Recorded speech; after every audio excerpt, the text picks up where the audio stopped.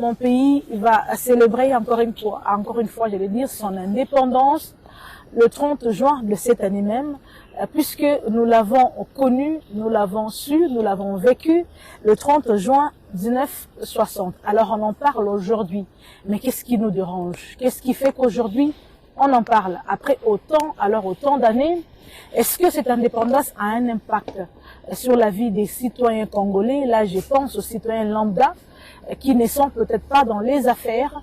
Qu'est-ce qu'ils font de cette indépendance? Eh bien, nous avons cherché aujourd'hui une grosse tête. Je crois qu'il n'est plus à présenter. Vous les connaissez. Nous avons plusieurs questions à lui poser. Je ne suis pas seule. Un conglomérat des journalistes, des têtes, de ma province du Haut-Katanga. On parle aujourd'hui du 30 juin 1960 de la République démocratique du Congo. C'est avec les professeurs Gabriel Banza-Malale. Makuta, et c'est tout de suite. Je crois qu'aujourd'hui, le professeur Banza-Malale va répondre aux questions de Jules Mbouyou, j'aime dire Jules Max, de Dynamique Info, mais également de Billy Paul, l'homme de l'actualité, de Malaika Télévision, Monsieur Luc Kadima, lui c'est le vieux Muzuri, de Diana Consulting, et enfin de Monsieur Georges Mobiaï de Faya TV. Professeur Banza-Malale, bonjour. Bonjour à vous. Vous allez bien? Suffisamment. Avant d'entrer dans le vif du sujet, le Parlement ne vous manque pas, puisque vous n'êtes plus député provincial, ça vous dérange? Quand vous suivez les plénières là, qu'est-ce que ça vous fait? J'ai toujours été Banza-Malale et je demeure Banza-Malale Makuta Gabriel, donc je suis. Les Makuta du Parlement vous manquent quand même, il faudrait être véridique avec vous. Qui fait le plus fait le moins. Vous allez bien, j'espère. Je suppose. Alors, le 30 juin 1960, notre pays, la République démocratique du Congo, a connu son indépendance. Vous êtes d'accord avec moi? En effet. Si on vous appelle aujourd'hui, c'est parce qu'on veut savoir si vous, en tant que scientifique surtout, vous analysez. Vous êtes assis sur votre salon, vous vous dites, sincèrement, quand je regarde comment mon pays va, comment le gouvernement vient d'être installé, comment est-ce que le Parlement commence déjà à évoluer. Quand vous observez dans votre province, vous dites, nous avons, dans pas longtemps, un gouverneur réélu. L'ensemble de toutes ces activités vous dit, l'indépendance devrait carrément avoir lieu à RDC, et puis c'était très important pour la RDC. C'est une étape de la vie d'un État. Moi, je préfère beaucoup plus parler de l'État plutôt que de la République, ou bien du pays plutôt. Parce qu'en ce qui concerne le Congo, je le juge ou je le définis sur le plan de sa constitution. Quand je parle de sa constitution, ce n'est pas le papier que nous lisons constitution. La manière dont le Congo est conçu. A été conçu, oui. Il est né. Cette naissance-là, c'est la constitution de l'État du Congo. Et qui va être dénommé État indépendant du Congo. Constitué à la signature de l'acte général de Berlin par 14 États, en principe c'est 13. Le 4e État, c'était l'Empire ottoman, l'actuelle Turquie, qui avait refusé de mettre sa signature pour des raisons religieuses, parce qu'on qualifiait le Congo par les autres membres comme étant un État chrétien. Or, la Turquie est un État islamique.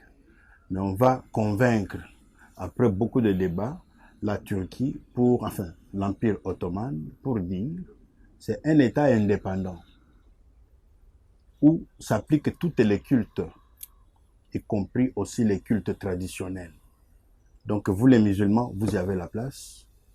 Les chrétiens ont aussi la place, sauf que les valeurs que l'État incarne sont les valeurs chrétiennes. Donc vous voyez un peu, à partir de là on parle, et ça va être, il est créé État du Congo le 26 février 1885, mais il va être baptisé le 29 mai de la même année, donc quelques 2 mois après, comme étant un État indépendant du Congo. Déjà, nous parlons d'une indépendance qui a survécu, qui a fait 23 ans de vie. Et pendant cette période, cet État-là était très fiable vis-à-vis de toutes les autres puissances du temps, notamment les États signataires, commençant par les États-Unis. Était fiable. Très fiable, dans la mesure où son administration, fondée sur les principes d'une valeur qui mettait l'intégration de tout le monde, alors c'est cette fiabilité-là qui faisait que l'État indépendant du Congo avait obtenu... Aujourd'hui, c'est plus le cas. Le Congo n'est plus fiable, selon vous? Parce que c'est une explication scientifique. Laissez que j'y aille de manière à expliciter les choses pour que l'on ne les escamote pas avec le risque de créer les vides qui vont nous rappeler encore ici pour y revenir. Donc, cet État a évolué. On l'a confié à Léopold II pour la gestion, par les mêmes États. Celui-ci a fait 5 ans.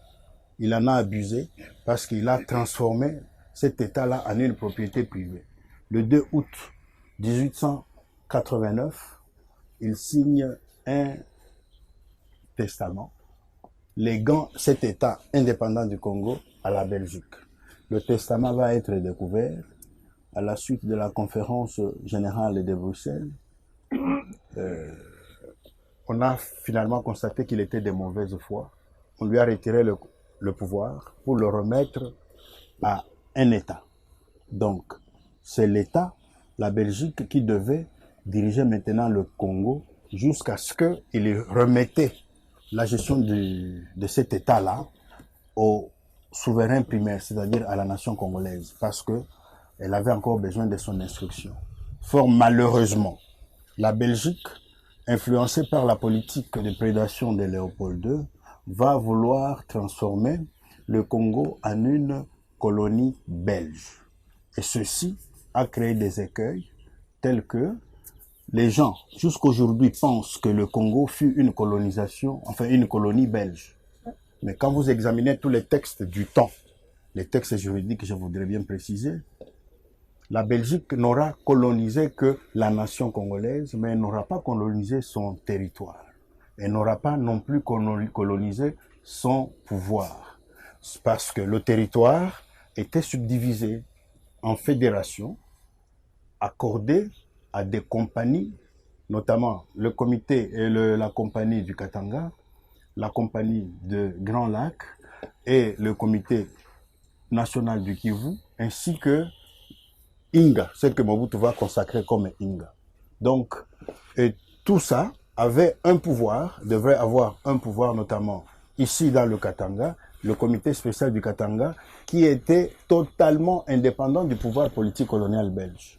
Dans les Grands Lacs, aussi le comité national du Kivu était totalement indépendant du pouvoir politique colonial belge. Ce qui va faire que, même quand la Belgique tentait de coloniser le territoire congolais, c'était impossible. Il y a des crises, on n'a pas beaucoup de temps pour expliciter, et on a laissé les choses évoluer comme telles. Sauf la victime qui est restée sous la loi coloniale belge, c'est la nation congolaise. Et en 60, cette nation va chercher à lutter valablement d'ailleurs, et je le soutiens jusqu'à la dernière résistance, va lutter contre la politique coloniale belge. Malheureusement, en s'inspirant de la politique coloniale belge qui prétendait coloniser tout l'État indépendant du Congo. Or, l'État indépendant du Congo est resté indépendant jusqu'à aujourd'hui et ça va jusqu'au 31 décembre 2098. Donc, maintenant, nous, les Congolais... 31 décembre 2098. C'est là où la RDC sera? Oui, à cette date, selon les prévisions scientifiques, des savants, des génies qui avaient créé le Congo parce que c'est un État... C'est quoi le soubassement de tout ceci? Oui, le soubassement de tout ceci. C'est écrit où? Moi, j'aimerais lire comme vous l'avez fait. Vous aurez beaucoup de temps. J'ai une trentaine d'années pour arriver à découvrir tout ça. Mais venez chaque fois vous ressourcer et vous aurez le minimum. Parce que je ne vous vois pas lire toute la bibliothèque qui est sur le Congo. Non. J'ai dépensé de l'énergie pour ça, depuis le 2e graduat. Donc, ce que je dis ici, ce ne sont pas des choses inventées par moi, ce sont des écrits. S'il y a quelqu'un qui peut me contredire, je peux l'envoyer chez Les Nouvelles. Il y a une édition que l'on appelle Les Nouvelles, où il y a tous ces écrits. Il y a 3 tomes mais qui ne se trouve pas dans le marché scientifique ici chez nous.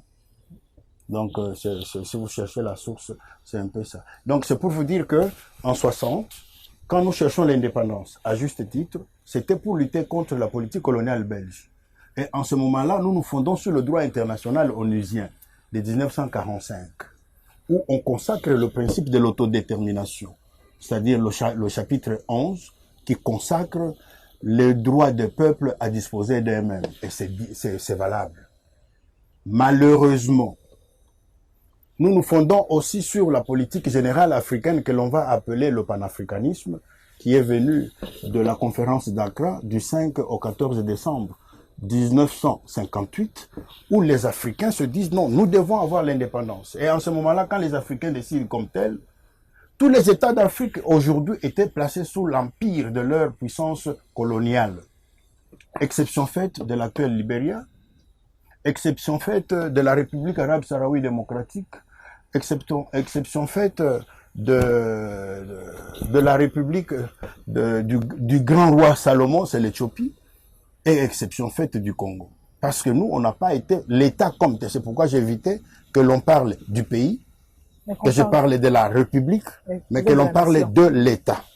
En ce moment-là, l'État est conçu dans l'indépendance, il est né dans l'indépendance, et il doit être administré aussi dans l'indépendance. Et subséquemment, il y a des principes fondamentaux qui sont créés pour assumer sa marche normale. Avant que les autres ne prennent peut-être la parole, M. Banzamala, c'est que vous dites, le pays, la RDC, le Congo, à l'époque, l'État, pour me mettre justement, à l'aise. Pour vous mettre à l'aise, oui. A été conçu non par la Belgique, mais plutôt par un groupe de personnes qui, chacun est représenté par un pays bien précis, pas du tout.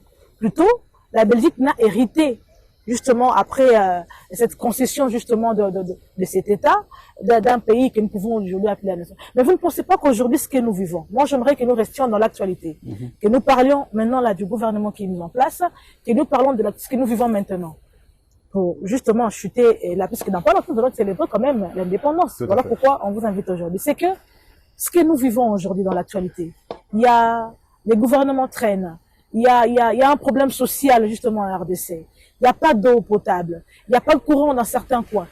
Tous ces paquets de tous ces problèmes-là, fait en sorte que la RDC, excusez-moi de parler de la RDC, reste éternellement redevable à ces conglomérats-là de jeunes gens, si je peux les appeler comme ça, ces puissants de ces savants-là aujourd'hui.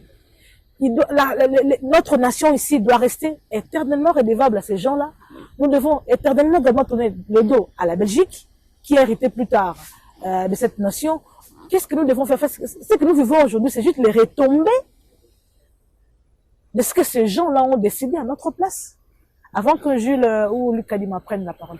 Oui, merci beaucoup. C'est pourquoi il faut toujours une approche rétroactive pour savoir d'où l'on vient, comprendre exactement où l'on est, pour éviter de ne pas pour éviter de prendre une direction qui n'est pas avouée. On vous demande d'aller à Likasi, mais vous allez à Kipushi. À tous les mois, vous êtes sur la route avec votre véhicule, mais vous marchez, mais vous risquez d'arriver à Kipushi, alors que vous êtes attendu à Likasi. Donc, ici, si je précise ces choses, c'est parce que même l'université est trempée dans une colonisation politique belge sans le savoir.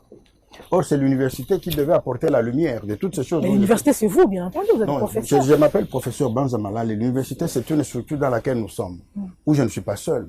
Et chacun de ceux que vous appelez professeurs, il est professeur attitré. Il y a mes aînés qui ont des thèses. Il y a même ceux qui ont mon âge avec des thèses. Mais nous ne concevons pas les choses de la même manière. Donc, vous comprenez ici. Donc, ce que vous dites, toutes ces crises-là, ça me pousse à définir ce que l'on appelle le Congo géostratégique et géopolitique d'un côté, et le Congo politique. Le Congo géopolitique, géostratégique, quand on le crée, c'est celui que l'on crée à Berlin. Il a en son sein, donc c'est un grand ensemble qui a en son sein deux sous-ensembles. Un ensemble est politique, c'est ça la République démocratique du Congo. Et un autre ensemble est apolitique. Et celui-ci contient ce que l'on appelle la communauté des puissances privées du monde, c'est-à-dire industrielle et financière, qui avait consenti beaucoup de dépenses dès le premier jour de conception à Bruxelles, le 12 septembre 1876, et à chaque étape pour arriver à ce que l'on crée au cœur de l'Afrique un grand État. Parce que quand nous parlons du Congo, il faut savoir de quel Congo vous parlez. Ça, nous ne savons pas, hein. Nous n'avons pas cette préoccupation. Ce que d'aucuns ignorent, c'est le fait que toute l'Afrique centrale, je parle bien de l'Équateur, la ligne de l'Équateur là, le premier parallèle au nord, le premier parallèle au sud, toute cette partie-là, ça s'appelle le Congo. De l'océan Indien à l'océan Atlantique.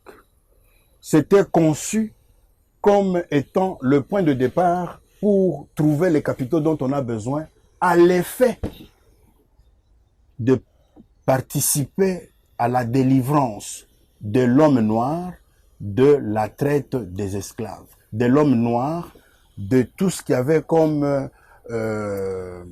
domination, soit de la nature, soit des politiques. Malheureusement, sur ces territoires-là, il y a coexistence des autres puissances, notamment la France, au nord, l'Allemagne à l'est, l'Angleterre au sud et le Portugal à l'ouest. Mais on part du parcours du fleuve Congo pour créer le fleuve Congo et ses tributaires, les lacs et affluents, y compris le lac Tanganyika.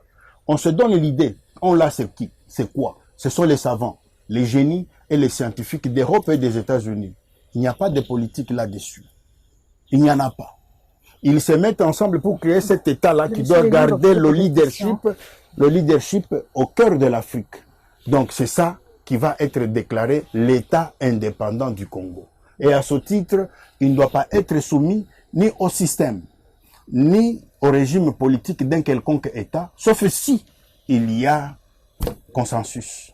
C'est ce consensus qui sert de trait de convergence ou de dénominateur commun, des grandes lignes à suivre par les uns et les autres. Malheureusement, dans ce cadre-là, il y a toute une politique étrangère du Congo, consacrée par des savants. Les principes existent. La politique interne à appliquer au Congo, les principes existent.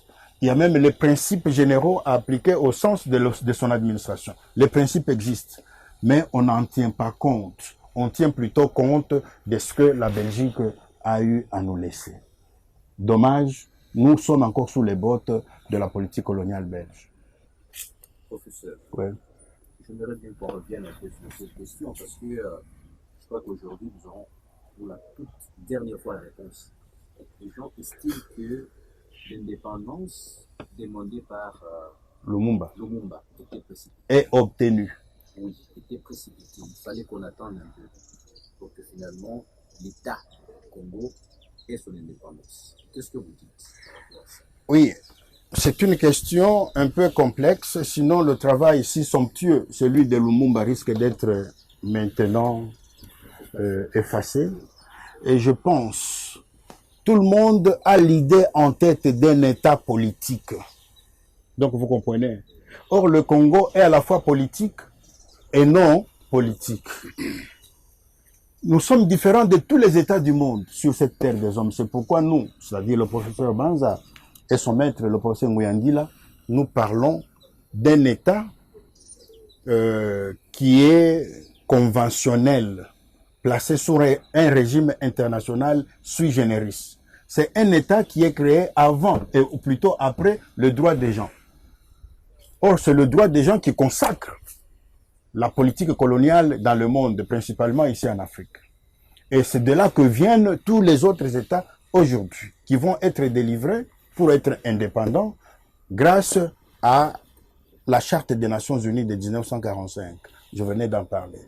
Or, le Congo est né avant cette charte-là. Donc, si nous voulons bien comprendre le Congo, comprenons-le dans sa double nature, à la fois politique et géopolitique, ou politique et apolitique. Et en ce moment-là, on peut aller de l'avant.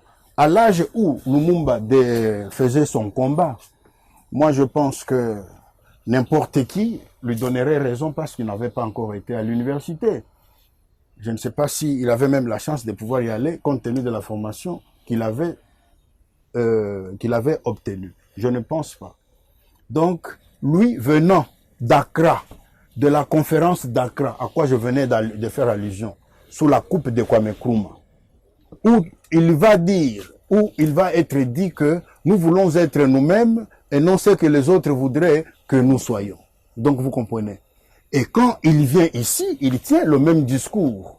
Et c'est ça même le leitmotiv de la motivation même, le leitmotiv plutôt de son discours. Donc lui comprenait les choses à sa manière. Mais fort malheureusement, dans le Congo là, il y a ceux qui sont indépendants de la vie politique.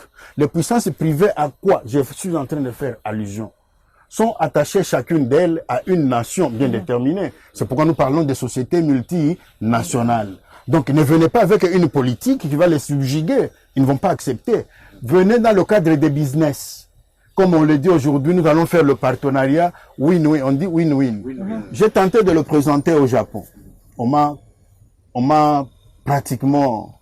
avec les contrats chinois. On m'a jeté des salives au visage. Je l'ai dit même à Londres, à Chatham House.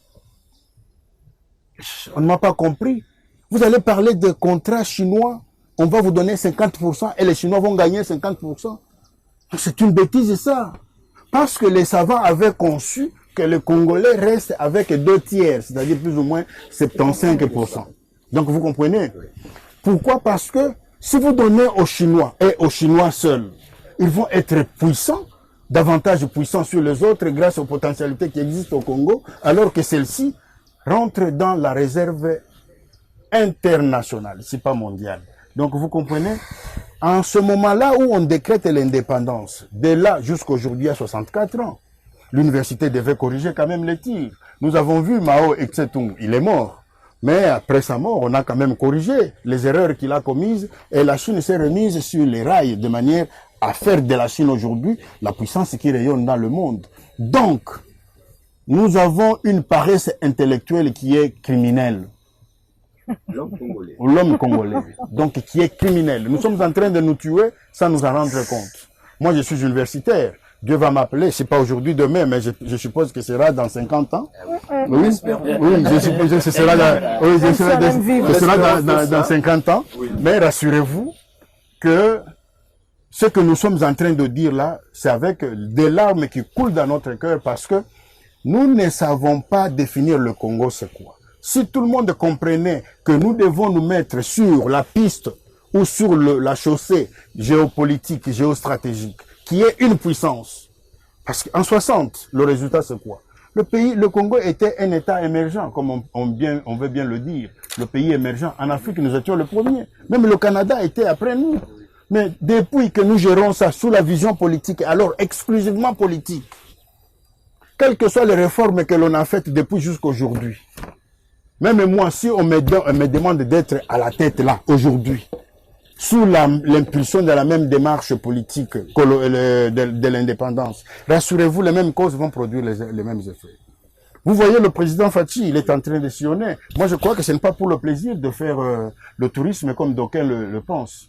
Il sait qu'avec l'extérieur, il y a une relation. Mais il y a une clé, il y a une petite clé qui lui manque pour qu'il approche toutes ces puissances-là autour de la table à l'effet d'aller de l'avant. Donc, vous comprenez un peu.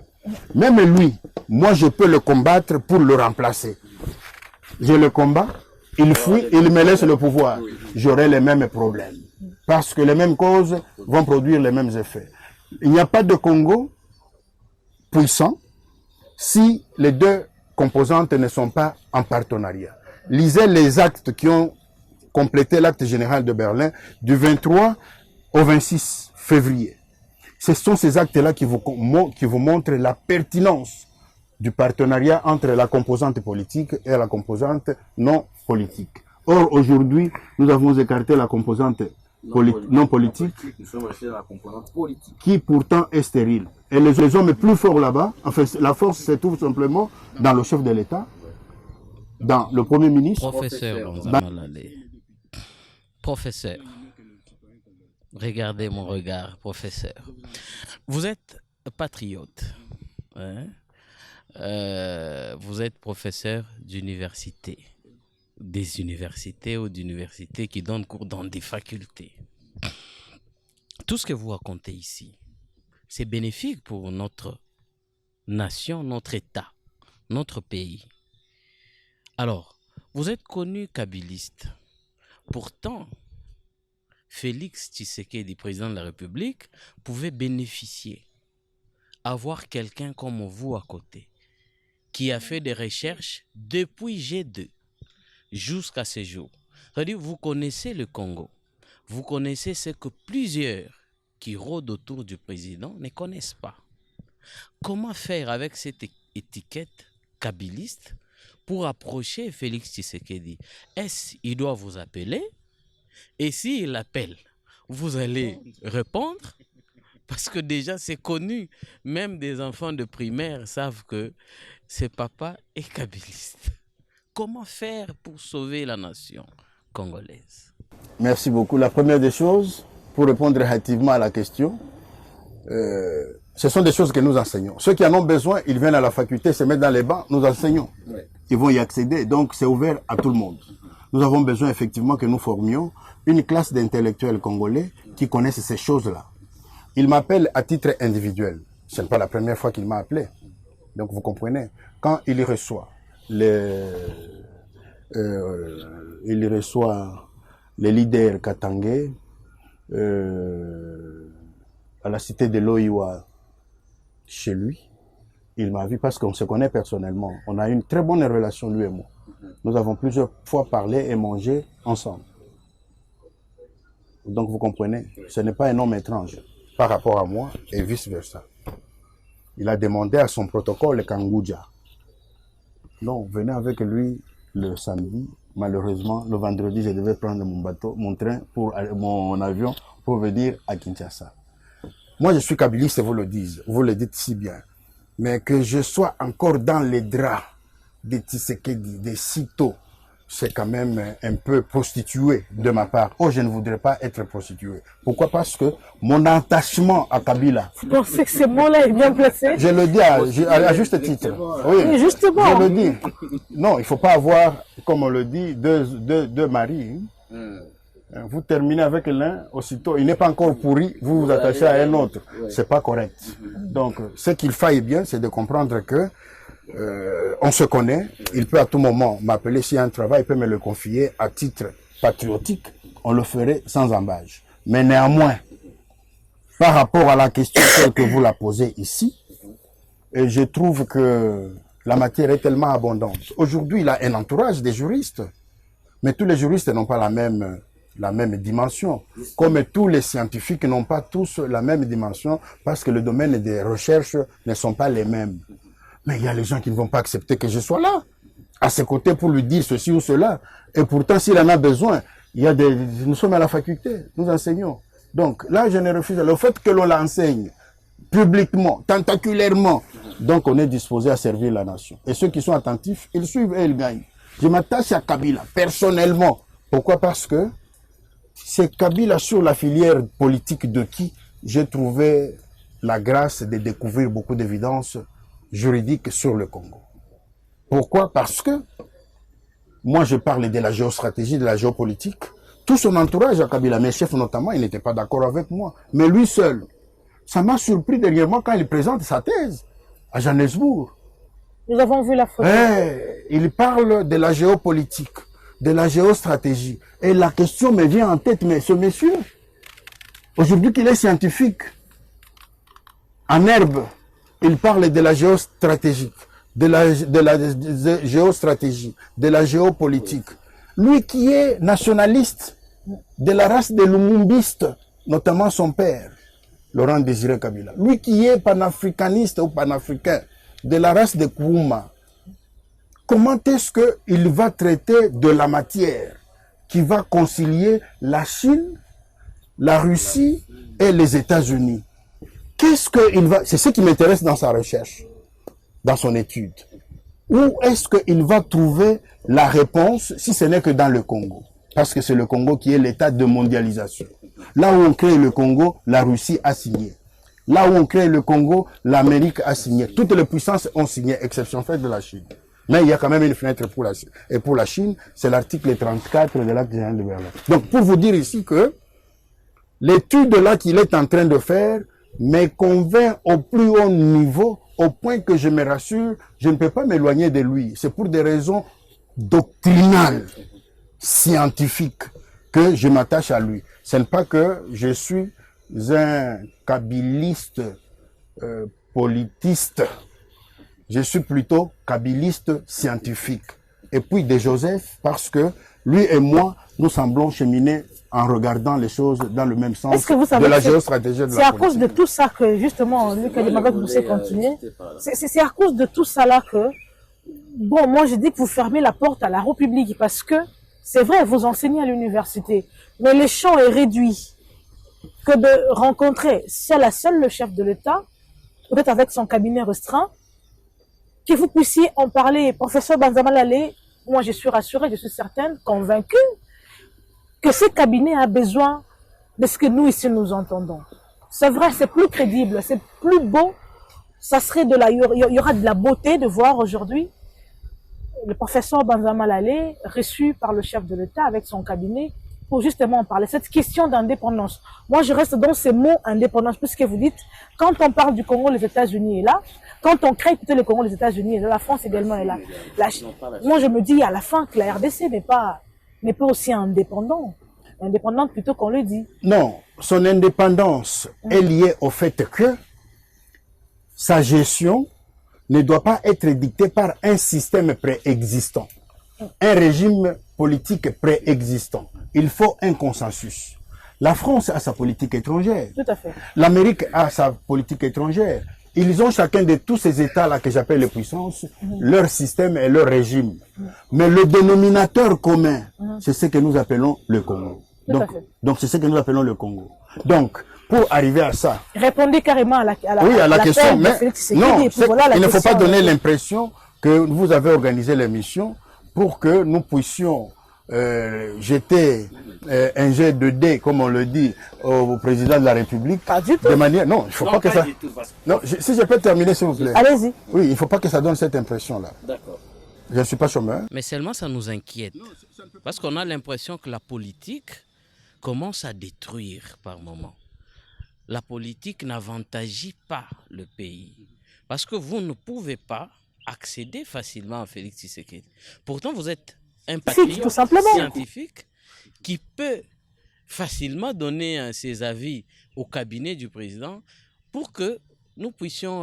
Espérons au moins un changement. Non, je voudrais vous interrompre là-dessus. J'ai déjà été avec lui dans le cadre dont je vous ai parlé là. Non, pourquoi vous ne me voyez pas des choses comme ça? Je lui ai dit, vous n'êtes plus mon frère. Hein? Je lui ai dit, vous n'êtes plus mon ami. Vous avez tout un protocole. Si moi je ne vous respecte pas, qui va vous respecter? Si moi je ne vous fais pas respecter, qui va vous faire respecter? C'est pour montrer qu'aujourd'hui, il est devenu un homme mis à part. Pour le servir, je crois qu'il a beaucoup de terrain où il peut tirer ce dont il a besoin pour faire tel ou tel. Du coup, c'est à lui de faire le premier pas, si moi je comprends bien. Pardon? C'est à lui de faire le premier pas. Mais pourquoi vous insistez beaucoup sur cette question-là? Apparemment, on vous a envoyé. C'est juste des questions. Non, apparemment, on vous a envoyé. Au risque de revenir sur les mêmes erreurs. Parce qu'on peut dire aujourd'hui que Félix non, vous êtes finit très les suspect. mandats. Professeur, Félix finit les mandats. Qui va gérer après? C'est lui qui vient après. Il retrouvera le même problème. Ainsi de suite. Je vous réponds. Posez-lui la question, est-ce que vous connaissez le professeur Banzamalale? Même quand il vient ici, alors que j'étais député, j'étais toujours dans les rangs des députés, j'allais à son accueil. Et quand il me voyait, il me saluait de manière particulière. Même les gens de l'UDPS, ça m'étonnait. Donc vous comprenez, moi je suis dans mon camp en tant que politique. Lui, il est dans son camp en tant que politique. Maintenant, il est un homme d'État. C'est pourquoi je ne veux pas le pays. Parce que quand on parle de pays, je peux vous dire que je vais dans mon pays alors que c'est dans mon village. Donc, je vais parler de... Moi, j'ai compris pour dire que c'est à lui de faire le premier pas. Non, il y recrute... Peut-être par ses... il y recrute ceux dont il a besoin. Vous comprenez? Et il y répond dans la mesure du possible. Et je ne pense pas que il est dans le besoin. Et je ne pense pas que je peux lui être d'une utilité La République infuse. est dans le besoin. Non, il ne faut pas me donner ça. Monsieur Kamere, le premier président actuellement, il me connaît particulièrement mieux. Lui, il a été même à la défense de ma thèse, personnellement aux côtés de Macha Komamba, ministre de l'enseignement supérieur universitaire. Il m'avait soutenu avec combien? Avec $3000, monsieur Kamere, que vous voyez là. Il y a des choses en Amérique qu'il m'avait dites qui sont si bonnes pour vous dire que toutes ces personnalités-là, nous nous connaissons et il y a peut-être les accointances à caractère politique qui font que nous puissions nous éloigner. Or, moi, vous m'avez invité dans ce cadre, c'est scientifique. Ok. Exclusivement scientifique. Georges, allez-y. Sur ce point-là, je préférerais que nous soyons exclusivement scientifiques. Mais sinon, je vais vous suspecter, auquel cas ce ne sera pas bon. Alors, professeur, j'aimerais d'abord revenir sur vos premiers dires. Quand vous avez parlé de l'État indépendant du Congo, vous avez dit que la Belgique a trouvé le Congo constitué dans 4 États fédéraux, ainsi de suite. Et aujourd'hui, le même problème revient. 64 ans après, il y a certains qui disent que le Congo, pour que tout puisse aller mieux, qu'on puisse au moins répartir le Congo dans des états généraux. Est-ce que partagez-vous le même point de vue aujourd'hui pour que 64 ans, qu'on puisse retrouver au moins bonheur et ainsi de suite, des crises que vous avez soulevées? Parce que vous-même, vous avez dit que même la Belgique, à l'époque, il a eu au moins la difficulté de ne pas gérer le Congo comme étant territoire, mais comme étant une nation. La question, elle est très pertinente. J'ai toujours donné cet exemple. Je ne sais pas comment les gens me comprennent, comme une excuse. Même les rats que vous voyez là, les rats, les souris, dans nos maisons. Si vous venez avec un piège que l'on appelle attrape-rat, le premier vient, il mange, il meurt. Le deuxième, il mange, il meurt. Il y a une communication. Non, n'allez pas là-bas. N'allez pas là-bas. Le grand-père est passé là-bas, il est parti. L'oncle est parti. Il n'y a que chez nous les Congolais où nous revenons sur les mêmes choses. Donc vous comprenez, c'est en quoi votre réponse est très pertinente. Si nous nous mettons à combiner la vie politique de l'État du Congo, c'est-à-dire une composante dans l'ensemble de 2 composantes, nous allons nous retrouver devant les réalités qui se sont déjà répétées. Les crises que nous vivons ici, Léopold II en a connu quand il a dirigé le Congo pendant les premières 5 années, de 1885 à 1890, et 90 plutôt. Qu'est-ce qu'il y a eu? On a trouvé que non, il commet les erreurs, il faut lui retirer le pouvoir. C'est en quoi on lui a retiré le pouvoir et on l'a remis à la Belgique comme un État. Et on a créé tous ces principes de la bonne administration de l'État du Congo pour que l'on ne retombe plus sur les mêmes bêtises commises par Léopold II. Mais la Belgique, à son tour, qui a eu la hantise de transformer le Congo, tout ce grand Congo-là, dans une colonie à elle seule, a connu une grande crise qui s'est manifestée sur le plan géostratégique et géopolitique ici dans le Katanga. Le Katanga a refusé de se soumettre à la Belgique pendant 10 ans, du 16 décembre 1910 au 16 avril 1919. Le Katanga a refusé de continuer avec tous les travaux qu'il avait déjà entrepris. Le Katanga a refusé de mobiliser encore les capitaux pour venir mettre les potentialités naturelles du Katanga, notamment les mines, les chemins le transport, routes, chemins de fer et le bateau. Il y a en même temps aussi l'agriculture, pêche et élevage. Le Katanga a arrêté. La Belgique s'est rendu compte que non, je n'ai pas de moyens pour le faire. Appelons le comité spécial du Katanga pour nous donner le code minier. Et c'est ce code minier qui a créé la confiance. Je parlais de la fiabilité au début. Et toutes les puissances du monde intéressées à investir dans les mines, dans le transport, dans l'agriculture, pêche et élevage, sont venus compter le nombre d'entreprises que l'on a eu, plus ou moins 274 sociétés multinationales qui ont investi ici. Et ces sociétés-là ne viennent plus depuis 60.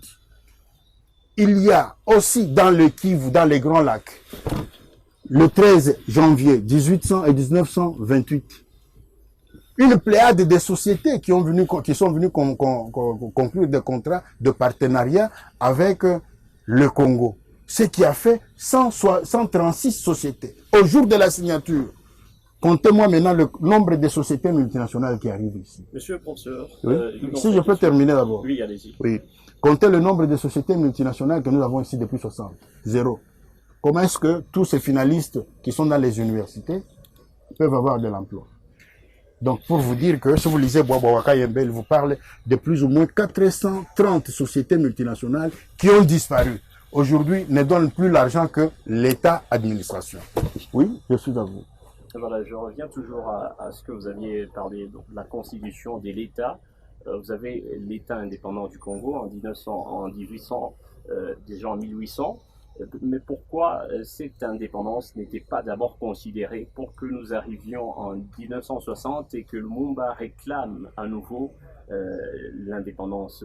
Parce que vous avez situé ça en deux natures. Vous dites que nous avons l'État congolais est constitué à deux bases. Mais la première base, pourquoi elle n'était pas considérée déjà en 1800 pour que nous arrivions en 1960 et que nous rappelions à cette indépendance? Non, merci beaucoup. Vous voyez, avec le principe de l'autodétermination des peuples, chaque peuple sur le plan international a le droit de souveraineté à faire valoir, donc sur le plan politique. Mais le Congo a malheureusement été constitué sur un territoire où il y a une population qui ne savait même pas que dans le monde il y a une nécessité d'aller à l'école. La première personne qui a eu à exister au Congo comme intellectuel, c'est après 1960. On nous parle même de Thomas Kanza, qui serait le premier. Donc vous comprenez, le défaut c'est l'instruction que l'on n'a pas eu suffisamment. Le défaut aussi c'est le fait que la Belgique, au lieu de nous instruire, à nous enseigner objectivement, la Belgique a plutôt profité du temps pour nous enseigner une politique coloniale belge.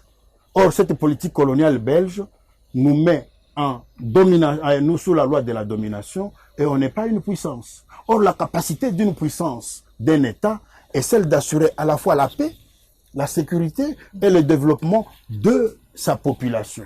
Et aujourd'hui, parce que nous n'avons pas l'essence de cette puissance-là, il est impossible que nous puissions aller de l'avant. D'où une mise en cause. Mettons-nous quand même en cause à un moment pour faire la rélecture, pour savoir d'où nous venons, où nous sommes et où l'on va. Donc, voilà. Oui. Êtes-vous favorable pour la modification de la Constitution de la RDC? Ça, c'est une question qui n'est pas dans le cadre. Moi, je pense Parce que nous parlons quand même de cet aspect de l'indépendance. Nous sommes déjà à 64 ans. Est-ce qu'on peut quand même aussi modifier la Constitution? Il y a certains qui pensent que 5 ans pour un président de la République, c'est minime pour apporter un développement dans le pays. Il faut aller même à 10 ans. Même à 20 ans. 20 ans. Pourquoi j'ai dit 20 ans? Léopold II, il a géré pendant combien d'années? 23 ans. Donc, limiter le nombre de temps, c'est une erreur. Vous comprenez? Surtout pour un État chantier comme le nôtre. Parce que tous, nous n'avons pas la même motivation. Limiter ça à 5 ans, renouvelable une fois, c'est une bêtise aussi. Donc, vous comprenez. Mais mettons-nous dans la logique de fait. Sinon, nous risquons de biaiser. Quand on parle de la constitution de l'État du Congo, il faut le comprendre dans sa nature juridique. Et quand on parle de cette nature juridique, vous allez vous rendre compte comme la politique, elle marche en dents de scie. La politique est dynamique. Ceux qui parlent de la modification aujourd'hui, ils n'ont aucune notion de la nature géostratégique et géopolitique du Congo. Je ne sais pas si l'on s'entend. Tout le monde réfléchit tout simplement sur l'angle exclusivement politique. Les mêmes causes vont produire les mêmes effets. Si vous voulez que l'on puisse démontrer que les 5 ans ne sont pas suffisants, faisons le bilan de la gestion de Tshisekedi 5 ans avant, pour la première mandature, et 2 ans qui vont suivre, nous allons voir le changement. Il n'y en aura pas. Donc, pour vous dire que raisonner dans le sens d'accorder, ce sera le seuil d'appréciation, parce qu'il aura déjà fait 5 ans, ajouter à ces 5 ans-là 2 ans pour la deuxième mandature. Nous allons voir les données sur le terrain. Nous allons de mal en pis. Donc, le problème n'est pas au niveau de cette constitution à caractère politique. Le problème est plutôt au niveau du nouveau partenariat entre les puissances privées et la puissance politique nationale. C'est ce qui est important. Gilles Lemax, il y a une toute dernière question pour le prof. On est déjà en train de nous faire signe. Professeur. Oui, madame. Vous avez parlé. Je crois que la population est aussi intelligente pour vous comprendre. Mais il y a une question qui est restée pendante comme ça là. Le pays va mal, ça c'est connu. Ça même ma fille de 10 ans le sait, belle au-delà le sait. C'est que l'indépendance, cette indépendance eue en 1960, jusqu'ici n'impacte pas nos vies. Je l'aurais dit encore. Vous avez dit, au lieu de prendre les bus pour aller à Kasumesa, vous prenez les bus, vous allez à Kipushi. C'est-à-dire que vous empruntez un mauvais chemin. Alors, qu'est-ce que nous devons faire? Mieux. Qu'est-ce que ceux-là qui doivent emprunter ces chemins ou ces bus, qu'est-ce qu'ils doivent faire? Moi, je me dis peut-être que les voyages que le chef de l'État est en train d'effectuer depuis 6 ans passés déjà, c'est peut-être là les chemins à prendre, où il n'a qu'à rester dans son bureau et voir les choses s'écrouler sur sa tête. Qu'est-ce qu'il doit faire pour que la clé, vous avez dit, il y a une clé quelque part. Non. Et une porte, oui, il doit tout simplement ouvrir, qu'on puisse voir, ne serait-ce qu'un semblant de changement. Qu'est-ce qu'il doit faire? Non, lisons très rigoureusement la Constitution actuelle, principalement dans son préambule. Les quelques premières lignes précisent ceci, que cette Constitution traduit les vœux du citoyen congolais pour créer un État de droit. L'état de droit, c'est quoi? On n'y réfléchit pas. Ce n'est pas arrêter X et le lendemain, on le libère. Non, il n'en est rien du tout. L'état de droit, c'est toute une doctrine allemande qu'il faille bien maîtriser. Deuxièmement, il faut créer une puissance politique nationale. Donc, pourquoi la puissance politique nationale? L'union faisant la force. Nous sommes plus ou moins 500 peuples appelés à être intégrés pour devenir une unité que l'on appelle la nation congolaise. De telle sorte que l'on aille de l'avant. Et ça ne doit pas être créé comme Mobutu l'a dit. Olinga, Olingate, Ozali Nakati, il y a un père. Non. Cette fois-là, c'est sur base de la démocratie. 1. Politique. 2. Économique. 3. Social. Et 4. Culturel. Tous ces concepts, l'université ne les scrute pas encore.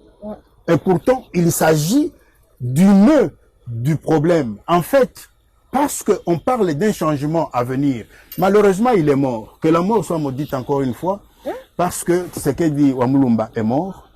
Il parlait chaque fois de changement. Comme il était juriste, je crois qu'il comprenait mieux le concept de changement. Et le changement ici, c'était face à Mobutu, quittons la politique, intégrons à elle aussi l'activité apolitique, pour qu'un partenariat que l'on venait d'interrompre, que l'on venait d'arrêter, à l'orée de l'indépendance. Le Katanga est arrêté le 17 juin 1960. Le Kivu et les Grands Lacs sont arrêtés le 27 juin 1960. Quand nous allons indépendance, tcha-tcha-tcha, nous dansons. Voilà les gens, les danseurs. Mais le contenu de cette indépendance ne fonctionnera plus. Et c'est pourquoi il y a eu un nouveau partenariat qui est prévu à partir du 31 décembre 2011.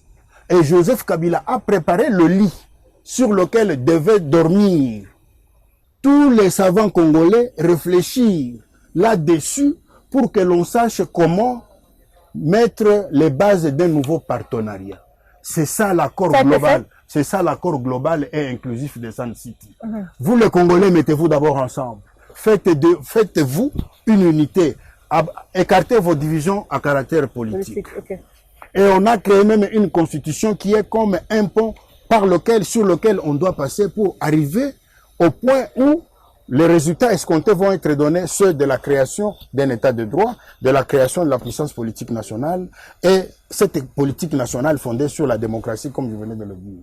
Mais malheureusement, on fait autre chose. On va à Kipushi au lieu d'aller à Likasi, alors que ce dont on a besoin, c'est la solution. Et celle-ci ne peut sortir que si et seulement si nous retrouvons les rails ou les filières de la puissance géostratégique et géopolitique de l'État du Congo. Professeur Banzama Lale, bonne fête d'indépendance à vous d'avance. Merci beaucoup et à vous aussi parce que vous êtes politiquement engagé à ça. Merci, c'était le Grosse Tête. Chez vous, je crois que ça sera relayé dans différentes chaînes de la République démocratique du Congo. Tenez-vous prêts, le prof Banzama Lale a parlé.